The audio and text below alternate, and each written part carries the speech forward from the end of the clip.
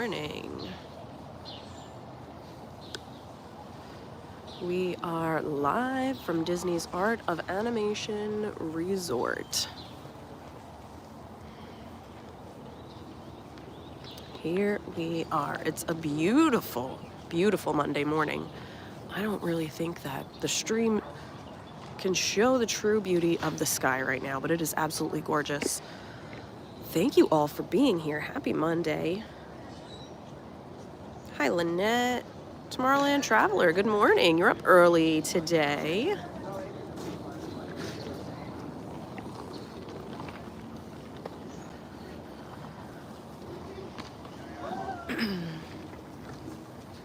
Hope you all had a wonderful weekend. Oh, such a beautiful pool. I really like this pool area. Hope you enjoyed your weekend and you're ready to start out the week strong. We're gonna go on a little walk today, talk about some things that I've been learning over the past week and beyond. And I'm feeling really good today. Hey, Eric, good morning. There's just something about a Monday morning when you know you're gonna just start the week out fresh, new beginnings. You're writing your chapter. Feels good. Hey, Shamrock Turtle, good morning.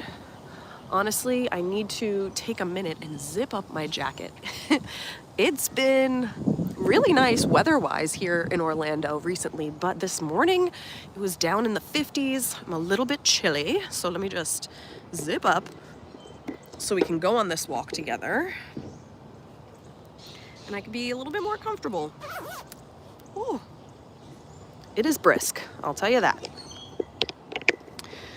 So we're gonna go on a little stroll as people are coming in to the stream. So happy that you guys are here today. I don't know, I'm feeling really good because I changed up my routine this morning. Typically, I go to the gym and then I run over to the Starbucks that's closest to the gym and grab a double espresso. But this morning, I was unable to put a mobile order in for my espresso. So I was like, you know what? Let me go to Dunkin' Donuts instead, because it was actually more along the way for me. So I was like, let me just do that.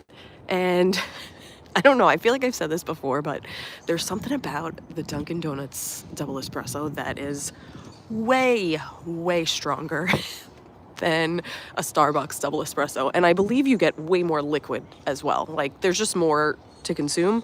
So I don't know what they're doing over at Dunkin' Donuts, but if you really need a jolt of energy, like, get the double espresso from Dunkin' Donuts. I feel real good right now.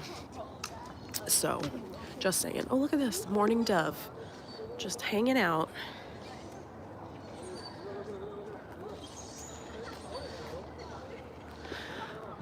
But yes, so I am invigorated this morning.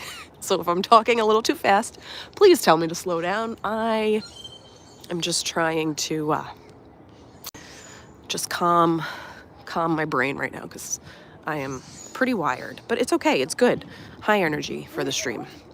But I want to thank you all for being here. I want to acknowledge you for being here, taking time out of your morning to start out on the right foot with a positive note and some motivation on this beautiful, beautiful Monday morning. So if you're just joining us, please make sure you hit that like button. It helps the YouTube algorithm, pumps out the stream to more and more people.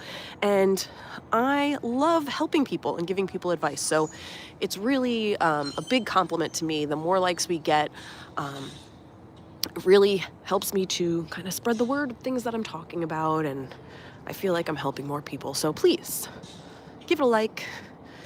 If you find that something resonated with you and you want to share it with a friend, hey, that's also a really big compliment. Share the stream. And if you haven't already subscribed, please do. I go live every Monday morning, usually around 6:30, and I just had I had an epiphany this morning. I was thinking about changing up where I do some of my streams. I do want to keep some Disney streams going, but I think next month we might change location for the first Monday of the month. So stay tuned for that surprise. It's going to be really exciting. Can't wait. But we are at Disney's Art of Animation Resort, and we're just going for a little walk, taking a look at the beautiful decor of this resort, because I think it's really underrated. There's so many really great photo op spots around this resort.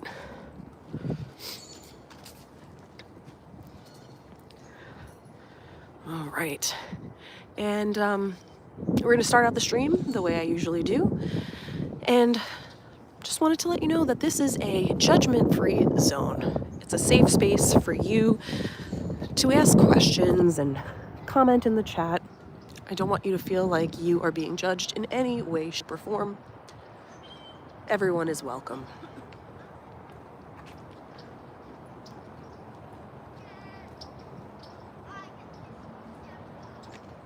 The sun is starting to rise over there. It looks so beautiful in the sky.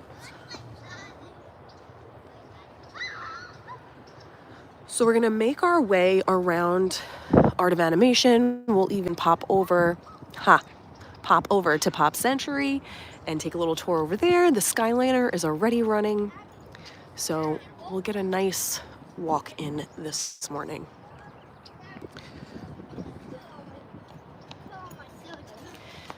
And throughout the stream, I am gonna share some things that I've been learning throughout the week. And, whether it's from books or podcasts or just my own life experiences, going to be sharing that. I always like to let everyone know that I am not an expert in any information that I'm sharing. I'm a teacher. I am a life coach, but I am not a licensed mental health specialist. So please, realize that I'm just sharing from my own experiences and my wealth of knowledge. So take what resonates with you and leave the rest. We're heading into the Little Mermaid area here, one of my favorite Disney movies.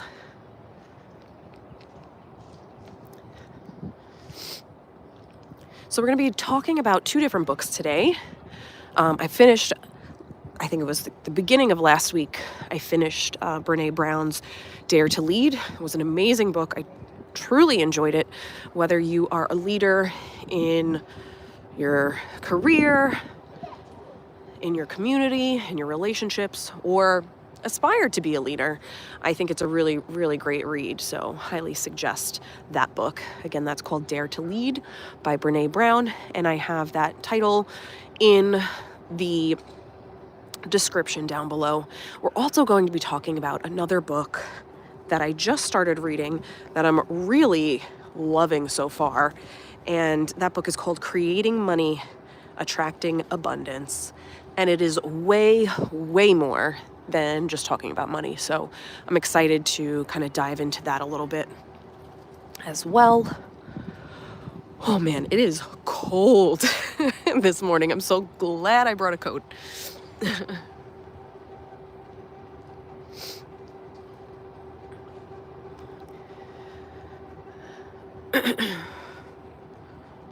Such a beautiful little resort. So we're going to talk about some of the things that I read towards the end of Brené Brown's book. But if you're someone that is just joining and really wants to learn more about this book, the last two streams that I did talks a little bit more in depth about her book, Dare to Lead. So after this stream, if you want to pop over there and check out those two, you can as well. All right. So towards the end of the book, she kind of talks about how we manage our emotions, how we deal with, I guess I would say, like anger kind of came to mind for me. And how we suppress our emotions. And she talks about how we offload our feelings. And there's like different strategies and ways that we do this. So I'll just summarize briefly each of those strategies and then talk about what she recommends to do instead of resorting to these offloading strategies. So the first one she talks about is chandeliering. So some of the things that we do, and I'm sure as you're listening to this, you're like, ooh, yeah, that's something that I've done before. Or maybe you know somebody in your life that kind of resorts to chandeliering. But it's when you pack down the hurt so far, hoping that it won't resurface, right? But one little comment or one thing that's said kind of sends us into a rage or sparks a crying fit. So we're trying to push down that hurt, trying to cover it up, right? Hoping that it won't resurface, but somebody says one thing and it just triggers you, sets you off. And it might not even have anything to do with whatever it was that hurt you, but maybe it was how the person said something, or maybe you just, something about that person just triggered you, and now you're in a state of rage or just hysterics. And I mean, I'm guilty of that. It's definitely something that has happened to me in the past, and I know people that have done it as well. And Brené goes on to talk about how we might like put up this facade in front of people that you kind of want to give a good impression, and then in the people that know you really well or you're very close to, like your family, your spouse, your close friends, that's when you kind of like offload all of this and project this rage or extreme emotion. And that's something that we do a lot. Like we try and put our best foot forward in front of people that we don't really know that well because we want to give a good impression. And then the people that we really care about are the people that, are faced with this type of emotion. Hey, Captain Kirk, good morning.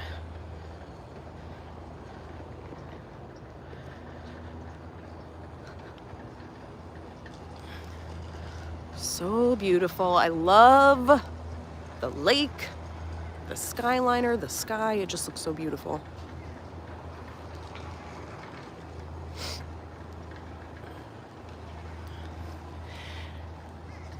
And I have to say that I think maybe we'll walk I don't know, where should we go?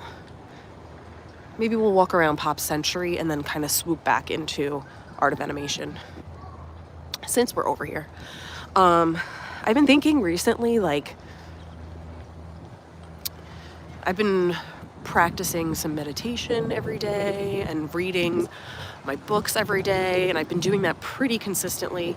And as some of you already know, I've stopped drinking alcohol, and I've talked about that on one of my live streams recently, and I just feel extremely clear and happy. And I feel like it's the first time in my life that I could say that, like, I've consistently felt happy and I've consistently felt, like, clear and just at peace, which is amazing because my word of the year is peace. So everything is kind of aligning for me, and I just feel really good. And I wanted to share that with you guys, that, like, I feel like everything that I'm doing, everything that I'm preaching to you guys is like I'm seeing a return on it. I'm seeing the benefits. So I'm just really happy and grateful that I'm able to be here with you guys every Monday morning and to share, what I'm learning with you, because I really hope that it does, leave you thinking, and hopefully you guys take something away from it, because for me, it's helped me as well to just kind of recap on the things that I've learned. So I appreciate you being here and supporting me and for tuning in every week. It really means a lot. Thank you so much, Lee. Thank you. And I have a little bit of a cold, so if I'm sniffly, that's why. If I sound a little nasally, that's why. But I'm doing all the things, drinking lots of water, getting that vitamin C, using my essential oils. I actually have an essential oil blend that I use when I feel like I'm getting a little under the weather. And I'm putting that, I made a short out of that too. So that's going to be dropping on Wednesday morning around 8 a.m. So if you want to see what I do to kind of combat different illnesses, you could check that out as well. Isabella's, thank you so much. So sweet. Oh my goodness. Look at this sky though. I could just sit here all day and just stare out. It's so calm and beautiful. All right, so back to the book. Another one of the offloading strategies that Brené talks about is bouncing hurt. So she says that it's easier to become angry than to acknowledge the hurt. So what we do is resort to anger, blame, and avoidance because those are your like ego bouncers, right? So in order to not feel whatever the emotion is, we tend to resort to those three emotions, and that's how like it shows up for us. So again, it's anger, blame, and avoidance. So if we feel like we're getting too close to having an emotional experience, one of these will spring into action.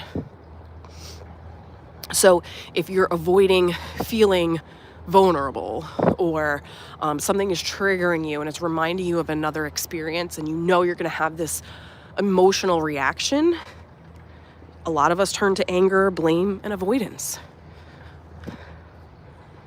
Right? It's like the bouncer at the door of the club. Ooh, I know that I'm going to start experiencing, for some people, experiencing extreme joy can be very frightening, because if you're in the mindset of like, this is too good to be true, and it makes you feel uncomfortable because it's not an emotion that you've had like regularly, it could be scary. So there's that ego bouncer at the door. And he's saying, nope, sorry, you can't get in, but we can give you blame, or we can give you anger, or we can give you avoidance, right? So just being aware and understanding that that's a possibility for you, I think helps in kind of recognizing those moments. All right, so we're over at Pop Century right now.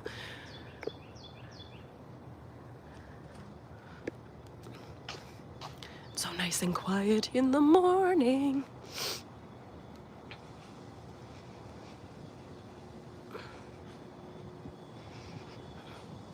We talked about this a lot on past streams too, but another offloading strategy would be numbing hurt, right? And we've talked about that many times. People numb things with drugs and alcohol. People numb with food. There's tons of ways that you can numb the experience, which is why, again, for me, since I've stopped consuming alcohol, it's been very eye-opening, and I've been able to confront things and become more clear on certain things, which is amazing. Actually, just want to see if I can pop in here real quick, since there's nobody around. Make it a little bit easier. All right. I will be right back. Oh, no, I won't. Need a magic band. Okay, never mind. Never mind. Okay. This is another interesting offloading strategy that she talks about, is stockpiling the hurt. So that is very similar to the first one, chandeliering, but this is when you pack down the pain until our bodies decide that enough is enough. And this is when our bodies experience symptoms like anxiety, depression, burnout, insomnia, and also physical pain. So I am someone that really believes our thoughts turn into things, and our thoughts are powerful. So if you are going through something really, really emotionally hurtful and you're not processing that pain in a healthy way, I truly believe it's going to manifest itself in your body in other ways. And I talk a lot about this in my other streams where I read the book, The Body Keeps the Score. And you can look back in my past live streams and see which stream I talk about that. I know I was definitely in Wilderness Lodge for one of the conversations, and I forget which other resorts, but that one stands out to me as one of the streams that I read that book and kind of talked about. That book was super fascinating, and it talks about how, your body literally holds onto experiences that you have, and things will show up for you in other ways. So that kind of connects with that offloading strategy. So I thought that was pretty interesting. I like when I find connections between books too. It's the English teacher in me.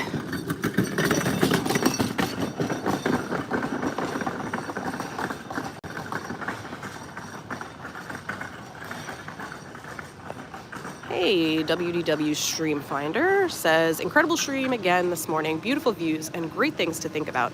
Thank you for such a unique and wonderful live stream to wake up to on Mondays. Thank you so much. Appreciate you being here. What a lovely compliment.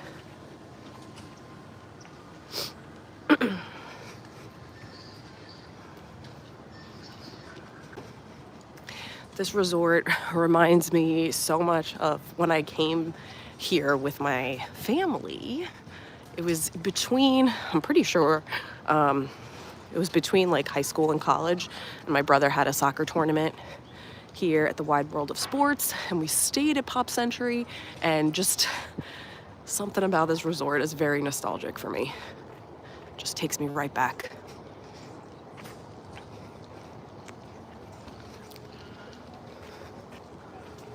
But that's what Disney is designed to do, right? Get that nostalgic factor.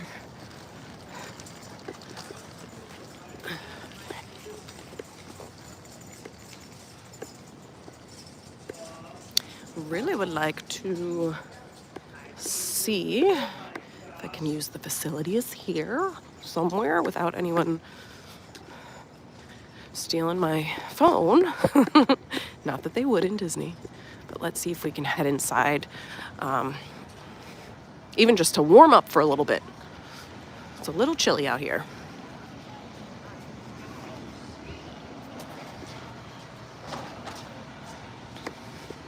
And we could check out the lobby here. Classic Hall.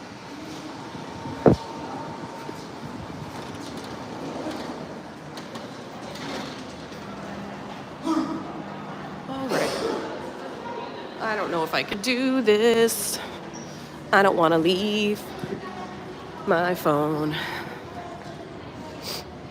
Well, let's take a look over here. It's a nice big lobby.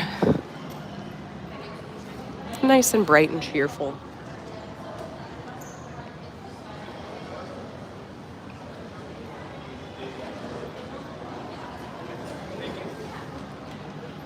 Hold on one second.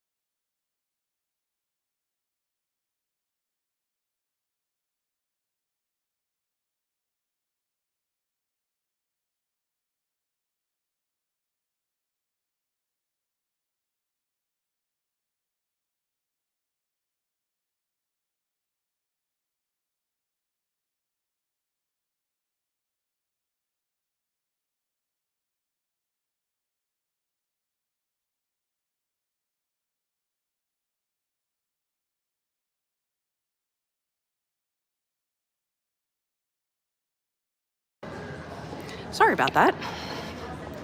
We are back. All right. It actually is very warm inside now. So we're going to head back outside to the cooler air.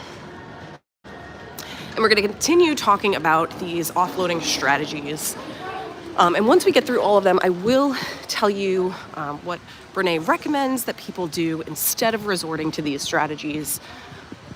Oh, the Petals bar is open. You can grab some drinks there. Oh, it looks like you can get some coffee. That's nice. I know I definitely don't need any of that right now.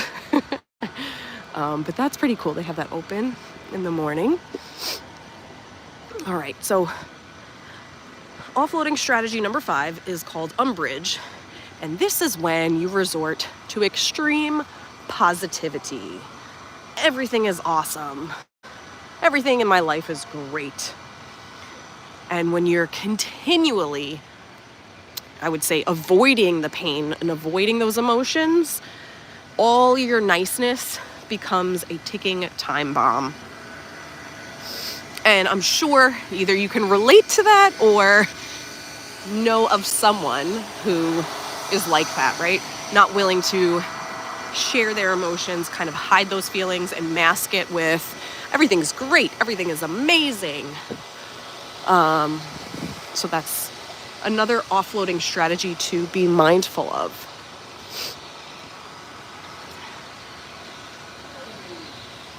Another one is hurt and the fear of high centering.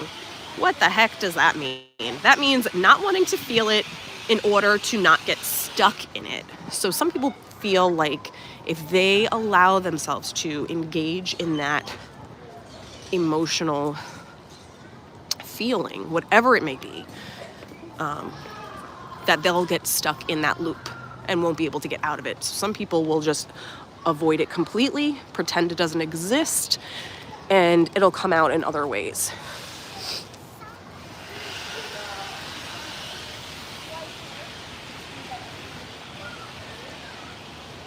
So again, I want you to think about maybe which one or two of these strategies, or maybe more, have you used in the past.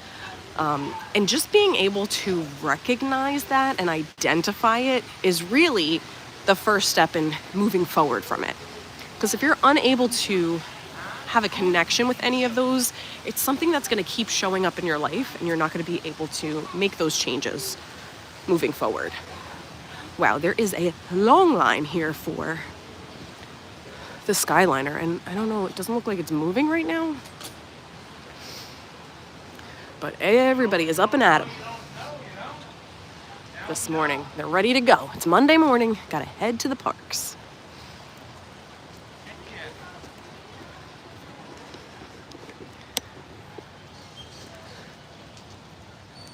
Wow. We're gonna continue along this path here. I just really like being close to the lake, so I'm gonna walk this way. Ooh, maybe I'll come down. I'm sure this is just a little viewing area, but this also gives you a little running trail. It's 1.3 miles around the lake, so you can kind of see what that looks like, Hourglass Lake. And this is a nice little picture spot too. If you come here with your family, maybe early in the morning, or like watching the sunset before dinner, something like that. It's really beautiful. Really, really beautiful. All right, so what do you do when you're experiencing these offloading strategies? So Brené talks about practicing calm. And I know this sounds way easier than it actually is, but the key there is practicing, right? You're not going to be an expert at it in the beginning. It's not going to be something that's going to come very simply to you. But if you continue to practice, it'll become easier with time. Okay, so breathing strategies. I don't know if you've heard of the box breathing strategy. Basically, you do 4 seconds of breath in, hold it for 4 seconds, release for 4 seconds. 4 seconds inhale, hold, release for 4 seconds. Box breathing helps you to kind of rewire your brain a little bit, brings you back to the present moment, and you're able to deal with or handle any of those emotions that you have in that moment. Kind of slows things down, brings you back to your baseline. So practicing calm, you're creating perspective and mindfulness while managing emotional reactivity. And that's that word. I know I've talked about this in the past. You want to be proactive instead of reactive, right? When you're reactive, you're just acting on impulse. You're using your emotions to drive your responses.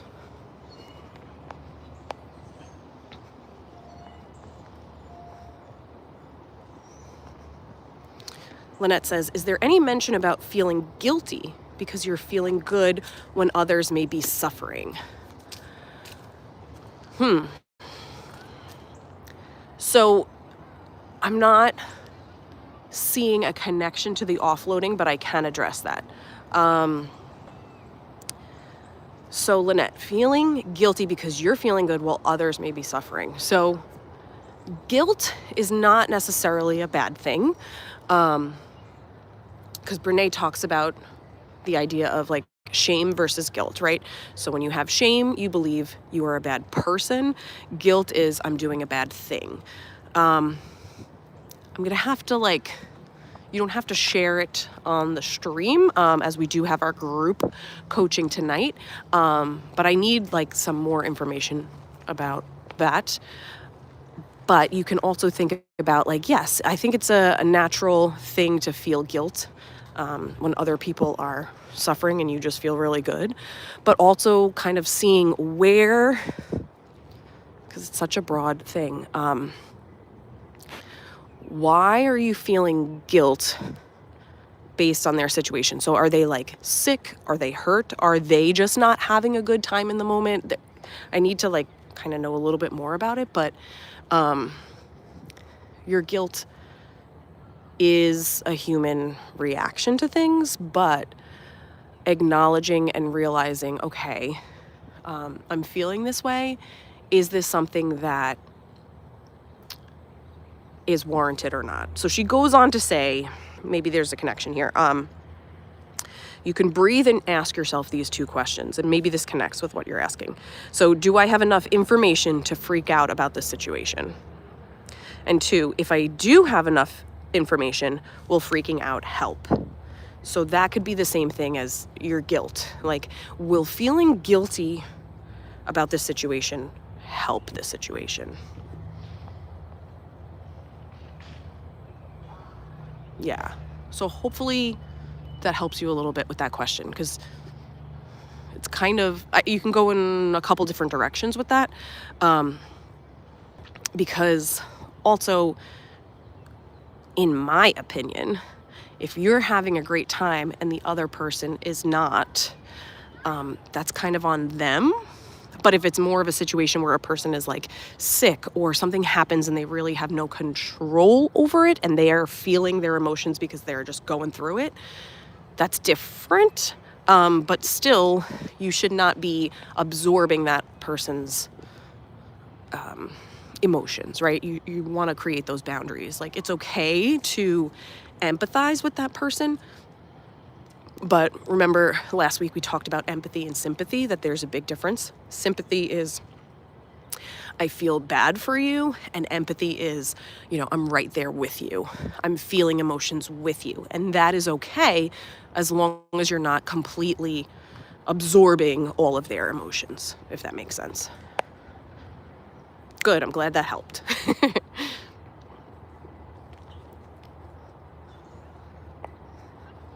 So Lee says, I'm dealing with that right now. Lynette, I'm asking myself, how can I share the goodness I am in?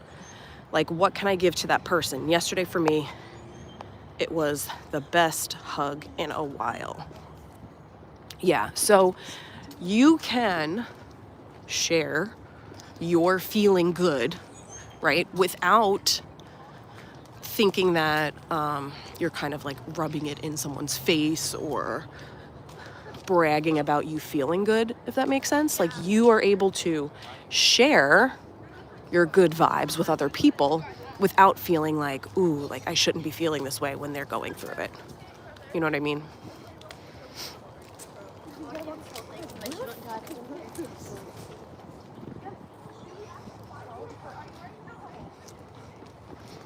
Another great picture spot.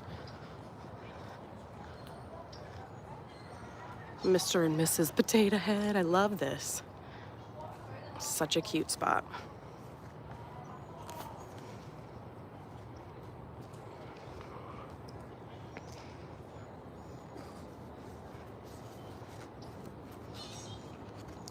All right. Another really, really eye-opening piece of information that I took away from Brené Brown's book is,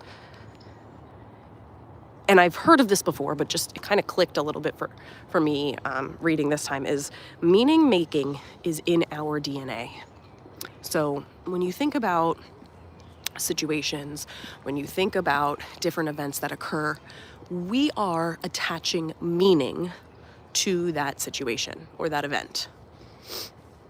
Things just happen in the world, and how we respond to them is based on the meaning we're attaching to that thing. Okay, so for example, if you have a party and you invite your friends to this party, and your best friend is the last one to arrive, he or she shows up late to this party, doesn't have any communication with you before, just shows up and says, hey, like, I'm here, and just resumes with the party. That is something that happened, right? However you interpret that situation is you putting meaning to why that person is late without asking them. So you can think in your head, oh, you know, so-and-so must have got stuck in traffic. I'm so happy he or she is here now. Let's have a great time. Or you can think to yourself, ugh, I can't believe they decided to show up late. Don't they realize how much work I've been putting into this party? How dare they even, like, they're my best friend. They should be here on time, if not early. So same situation, different thoughts around it. So that's just an example of how we attach meaning to things that don't necessarily have that meaning there. So we're wired to create meaning. That's just how we're made, right? Our brains are looking for solutions to things in order to, like, self-protect. So we come up with a story. So I gave those scenarios. Those are all stories. Whether they're valid or not, it's still a story. And Robert Burton, who is a neurologist, says that the brain rewards us with dopamine when we recognize and complete patterns. Stories are patterns. So our brains reward us for clearing up the ambiguity regardless of the accuracy. I love that so much. I'll repeat it again. So our brains reward us for clearing up the ambiguity regardless of the accuracy. So you might have no reason yet from your friend as to why he or she is late, right? You didn't ask them, but your brain is like, okay, I need to make sense of this. Let me just put something together in my brain, make up a story, whether it's true or not.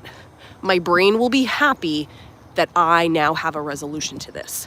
And this is something that I personally do a lot, okay?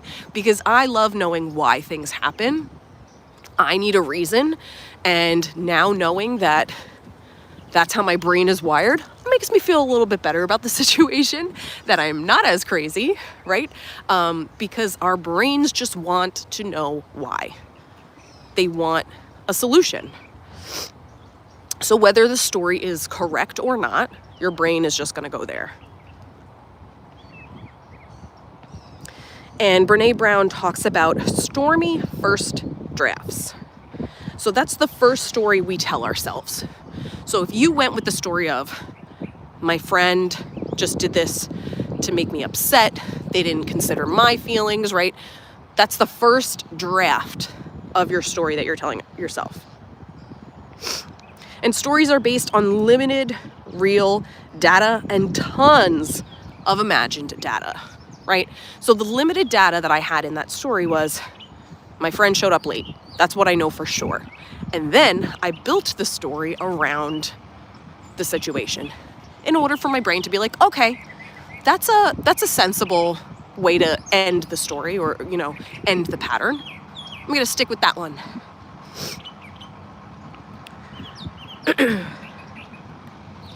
And that makes us emotionally satisfied. We're like, okay, I have an answer. I'm satisfied. Whether it's true or not, whether we like the outcome or not, our brain is satisfied that we have a story to complete it. And that's basically a little conspiracy theory that you just created in your brain.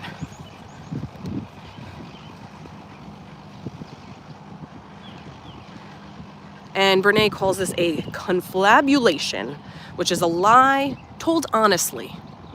Okay, it might be something that is not true at all, but it's a story we tell ourselves that we believe to be true. It's our own fear combined with a little bit of data. And a good way to combat that is to write down this story, right? If it's something that we can't, find out the real information or the real story right away, write it down. Get the thoughts on paper. And you can start out with some sentence stems that I have for you. And those are, the story I'm making up is ... or my emotions ... my body, my thinking, my beliefs, my actions. And by you owning the story, you get to write the ending. So you can talk about all the feelings you have behind this. How does your body feel? How does your mind feel? What is the story that you're telling yourself? And now you have ownership over it. As an English teacher, I love writing things down. So for me, it's super helpful to get your thoughts on paper. And then you can take a look at it and say, okay, is this something that can be proven true? And let's see. Lynette says, does past experiences affect the story? Of course it does. Absolutely. So you might know this best friend to be somebody who is late all the time, right? And maybe your other friend knows that this best friend is late all the time. But your past experience is, when somebody is late, that means they don't care. And your friend's past experience with lateness could be, if somebody's late, they might be in trouble. I have to check on them and make sure they're okay.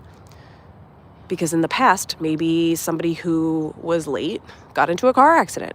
But Lynette, maybe your experience is, whenever somebody is late, it means they don't care. So 100%, the story that you make up is based on your past experiences.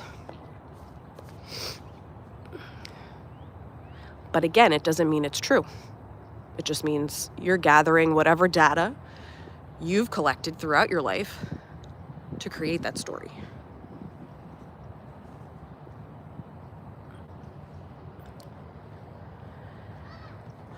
It's crazy because the Skyliner is down apparently, and there is a huge line of people waiting. I don't know if you could see it, but on both sides of the bridge, there's a huge line of people from both resorts waiting on the Skyliner. That's crazy. Love alliteration, right? It's the same sound in the beginning of words in a phrase or a sentence. So she says, Brené Brown says, get curious or get crazy. I love that so much. So instead of feeling our emotions and getting curious, we offload them onto others. So she's saying we should avoid all of the offloading and get curious instead of getting crazy. So ask questions in order to maybe debunk the story that you've created, right?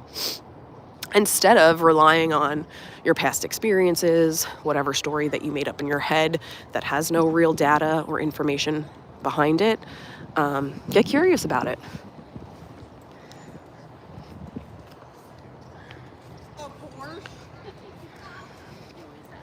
What? I love this part of the resort. Super cute. Lots of photo ops here. We're in Cars Land. It's so fun.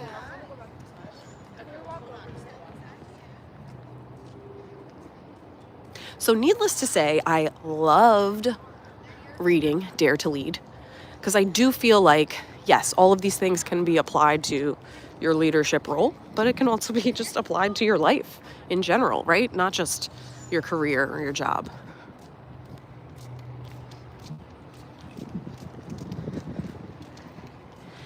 And then I started reading Creating Money, Attracting Abundance. And I'm still in the beginning of the book, about 100 pages in. And yes, it's about how to think about money, but it's also a huge lesson in manifesting. And I am truly obsessed with it so far.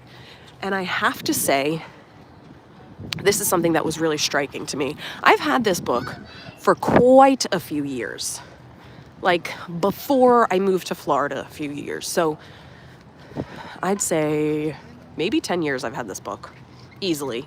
And I started reading it many, many years ago.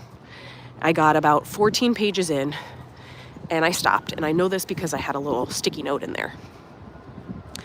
I think I attempted to read it twice. And I was like a little apprehensive about picking it up this time. But I said, you know what?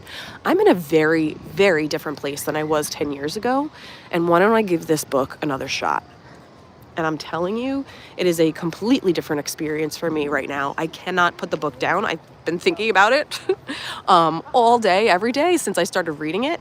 And it just goes to show you that you experience things differently depending on where you are in your life. And I really find that to be true when reading other books. So like I'm an English teacher. I've taught To Kill a Mockingbird. I can't even tell you how many times. But every time I read it, I get something different out of it because it's just dependent on where I am in my life at that time. So that's why I think books are such a great gauge of where you are. Because you're able to, it's the same book. The book has not changed, but you have. So I just like that. If you've tried something once in your life and you didn't enjoy it, or your experience was one way and you're given the opportunity to try that thing or that book or that whatever again, try it again, because you never know. It might end up differently for you, depending on where you are in your life now.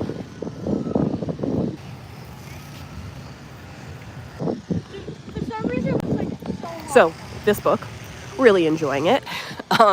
You, I would say, have to be in a place where you're open to the idea of manifesting and realizing that thoughts become things. I think if you're not in a good place of realizing the magic that you truly have, it might not be as effective of a book. And I think years ago, I was not ready for that. So I think that's why I only got through 14 pages, or before that, I'm not sure. But I'm really enjoying it.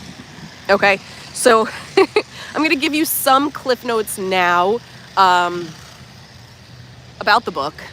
And I know that the next stream is going to be all about this book because there is so much that I'm getting from it already. What I really love too is at the end of each chapter, they give you different exercises that you can put into practice.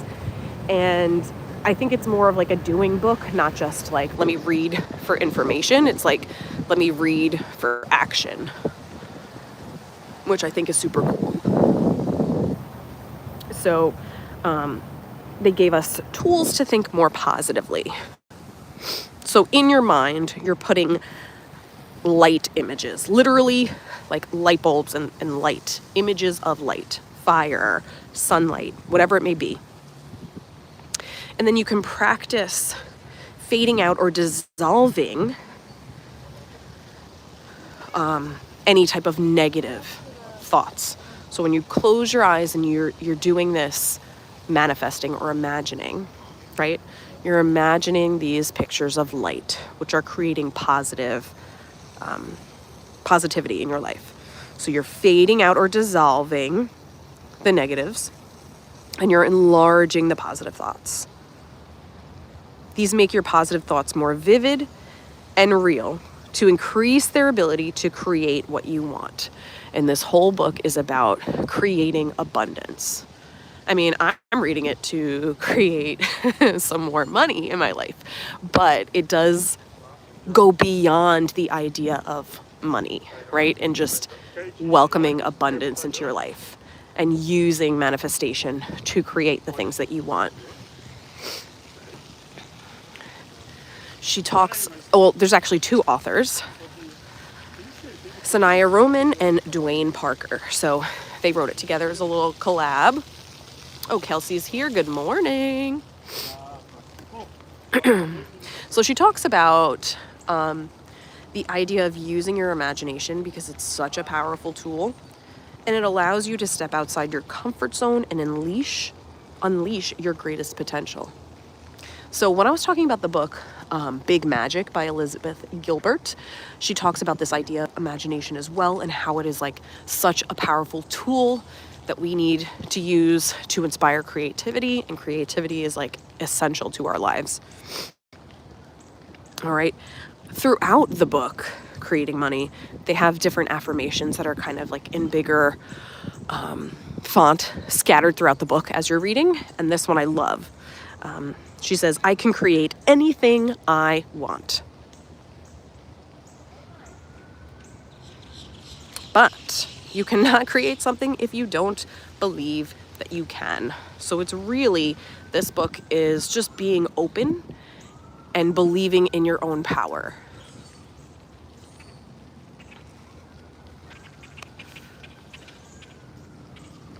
She says, the emotions behind your thoughts determine the speed at which you manifest it.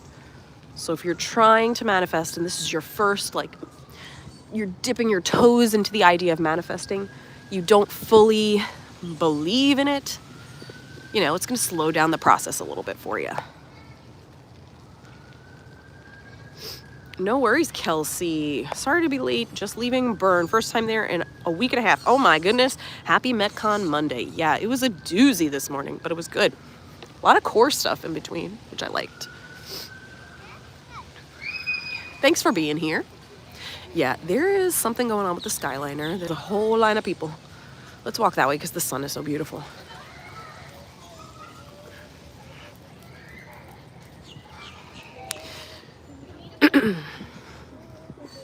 So then they go on to talk about how if you hold steady focus on having something, when your intent is clear and strong, you create what you seek more rapidly. And that makes perfect sense to me. I've been talking a lot about intentions. And if you're intentional about what you want, your goals, how you want your week to go, right? It's just going to make those things happen a lot faster for you.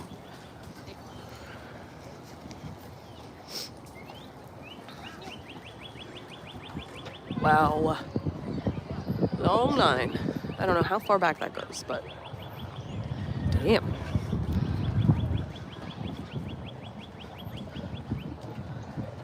Got the birds singing in the trees.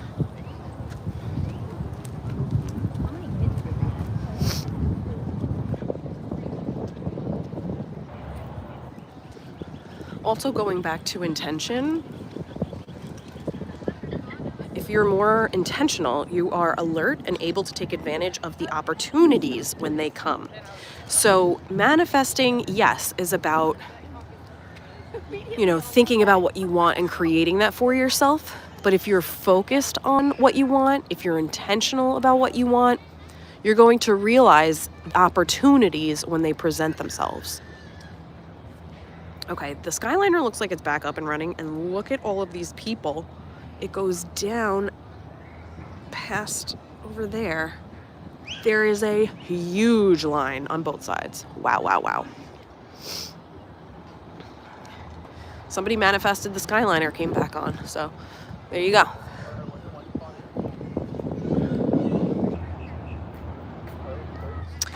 Another thing that's interesting is if you are trying to manifest money or a specific object, they talk about thinking about what quality this thing, object, or this large sum of money will give to you. So if you think money will give you inner peace, you have to allow that quality of inner peace to come into your life. Okay, you have to be willing to allow yourself to feel the quality of obtaining whatever that thing is. If you think money will give you freedom, you have to be open to the feeling of freedom, if that makes sense. And some other qualities that they talk about would be love, inner peace, well-being, happiness, freedom, etc. And that'll make your vibration increase and make you more magnetic to whatever matches your new vibration. And I am a firm believer in that. But that's not something that everybody is familiar with because it's not something that's really taught. So you have to be willing and open to a new way of thinking if this is not something that you are typically faced with.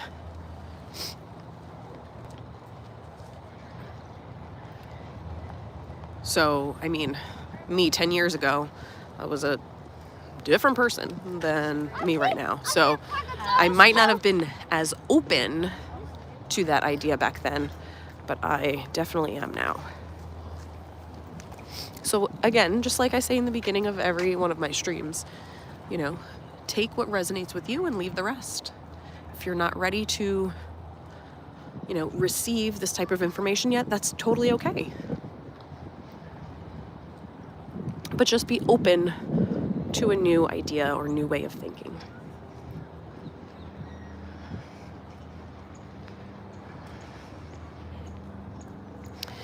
So they go on to say, if your inner needs are not met or satisfied, no amount of money or object that you're trying to pull to you will feel like enough.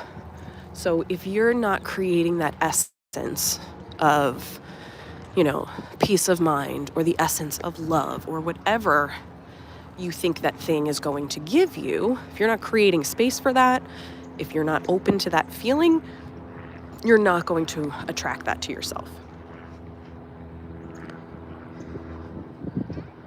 So your essence would be the function of what you want this item to perform, the purpose you will use it for, or what you think it will give to you.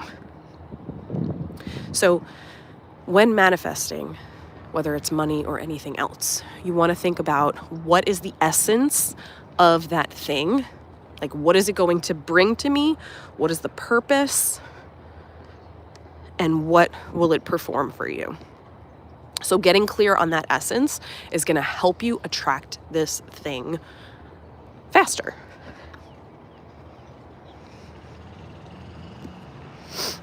So think about it. If you've ever designed or built something, what do you have to do before designing or building it? Think about Legos or blocks as a kid, right? If you have a clear idea in mind, right? You're thinking ahead to all the uses and functions you want this thing to have, right? That's you manifesting what the thing will look like or what it will do, right? And that's just like with anything. You want to plan ahead of what you want this specific thing to do, what you want the function to be. So if you're not truly motivated or clear on your intent to have something, you may not draw it to you.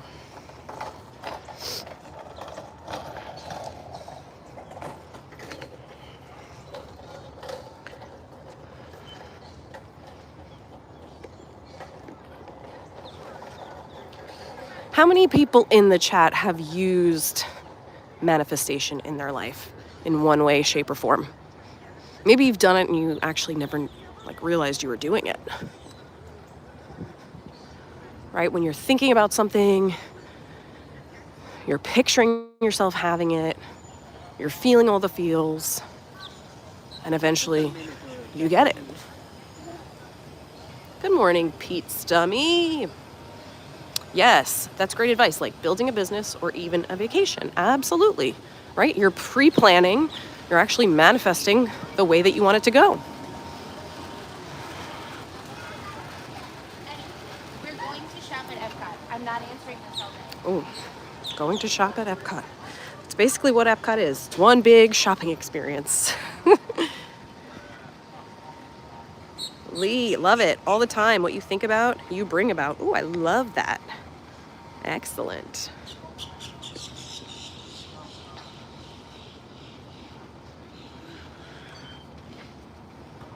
Yep, Lynette. She has. That's how we got to Walt Disney World. Love that. Just a couple more things before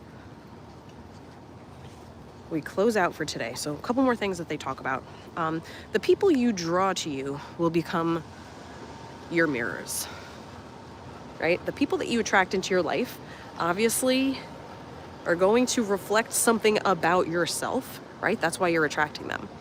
So if you want to bring in quality people into your life, if you want to, find your soulmate, if you want to, have loyal friends around you, you need to start being that type of person. Captain Kirk says, have set goals and visualized achieving them. Love that. Isabella's visualization. The brain does not discern between reality and what is thought. That is so true. So your brain doesn't realize, okay, is this reality or is this something that I've created? Whatever your thoughts are, your brain will accept as truth. That's why your thoughts are so powerful, and you should be mindful of the thoughts that you're having. Yes, Lee, that's a good one. A mirror, thank you for sharing. Yes. The people in your immediate circle, it's like looking in a mirror. That's why if you don't get along with everyone, that's a-okay. It might be for the best. Let's take a little tour of this shop here, the Ink and Paint shop.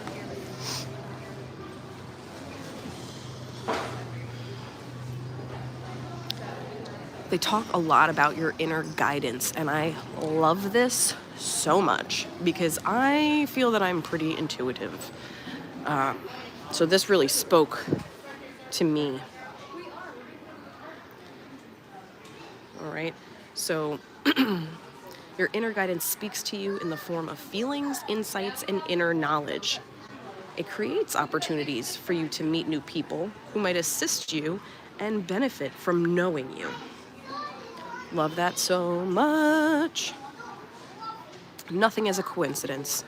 If you're driving home from work, right, and you decide to take another route, or maybe you missed the exit or missed the turn, there might be a reason for that.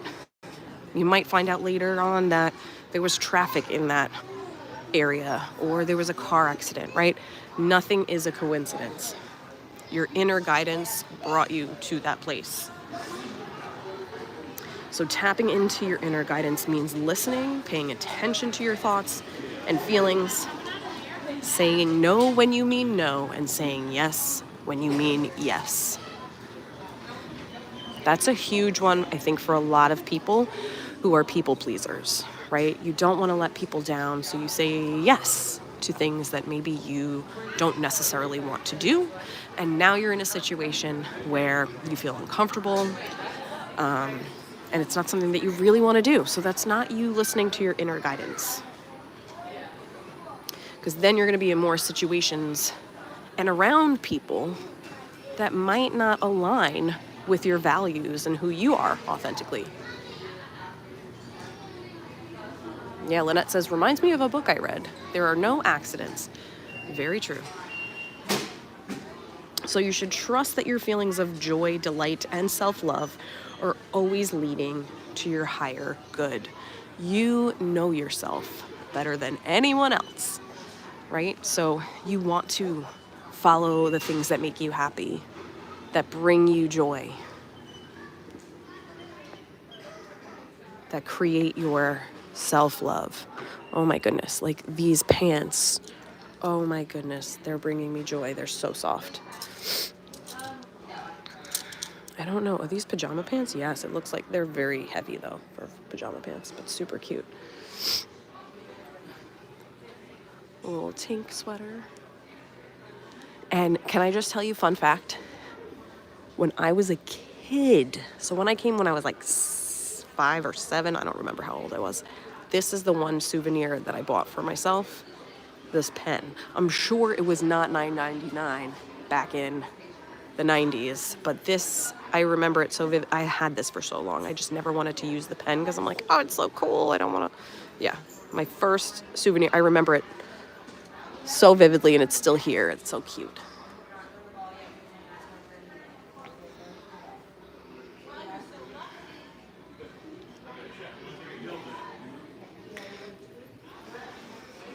So making sure you're tapping into things that you truly want to do, not what you think others want you to do, is just aligning you with your inner guidance.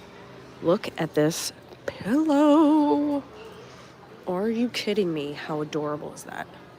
Are you kidding me? How much is it? $40. Okay, that's a typical Disney pillow, but that is so cute. Oh my God. Ah!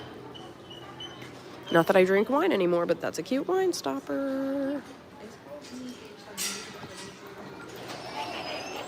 Oh my goodness gracious. Let's go out and see how the buses are doing. They're actually, I would take a bus this morning instead of the Skyliner. Wow.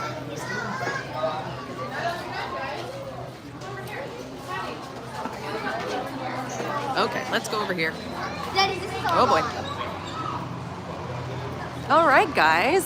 Thank you so much for being here on this beautiful Monday morning with me. I really appreciate you and acknowledge you for taking time out of your morning to spend with me and to learn some more information. We are here at the beautiful Art of Animation Resort. I don't know if you can see it. But yes, thank you for being here. If you haven't already done so, please make sure you hit that like button, consider subscribing, and maybe even become a Patreon. You can go to patreon.com/learningwithlaw. And tonight is actually going to be our first Patreon group coaching call for 30 minutes from 6:30 to 7 p.m. Eastern. I am so excited for that. I'm so excited. And I just thought it was interesting because I landed on 6:30 and I was like, you know what? That's the time that I go streaming in the morning. That makes perfect sense. So some of you I will see later on tonight. If you haven't already become a Patreon, there's still time and you can jump in that call tonight. But I appreciate all of you for being here. Lee, thank you. Thank you, Eric. Thanks for being here. Captain Kirk, Lynette, amazing. Thank you so much for being here. I appreciate you. Remember, you're here for a reason. If you weren't here, you weren't meant to be here. But you are. So I hope you all have a wonderful rest of your week. Be sure to check out my short that's going to drop Wednesday morning at 8 about some like natural homeopathic remedies that I use to take care of this cold that I clearly have. But thank you so much for being here. I hope you all enjoy the rest of your week, and I will see you next Monday. After the stream, leave a comment below. Let me know where you'd like to see me stream next. All right, guys, have a wonderful day. See you soon. Bye-bye.